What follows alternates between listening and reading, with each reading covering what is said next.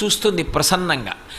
ఆవిడ చూపు ఎక్కడ పడుతుందో అక్కడ పడిన ఉత్తర క్షణంలో ఇక అలా ఇలా ఉండదు. ఇక ఐశ్వర్యం, అది ఉత్సాహం కానివ్వండి, సంతోషం కానివ్వండి, పూనిక కానివ్వండి, అక్కడ ఉండేటటువంటి సంపద కానివ్వండి, అవన్నీ కూడా అంత పుష్కళత్వాన్ని పొందుతాయి, అంత సంతోషంగా ఉంటుంది.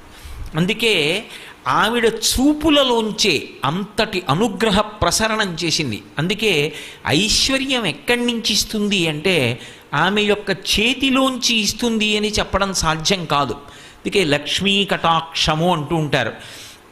ఆవిడ చూపు పడితే చాలు, ఒక్కసారి అలా ప్రసన్నంగా చూసిందా ఇక అక్కడ ఎంత ఐశ్వర్యం ఏర్పడుతుంది అనేటటువంటి దాని గురించి చెప్పడం ఎవరికీ సాధ్యం కాదు. అయితే మీరు ఒక్క విషయం జ్ఞాపకం పెట్టుకోవాలి. నేను ఐశ్వర్యము ఐశ్వర్యము ఐశ్వర్యము అన్న మాట వాడుతున్నప్పుడు కేవలము నేను సంపద గురించి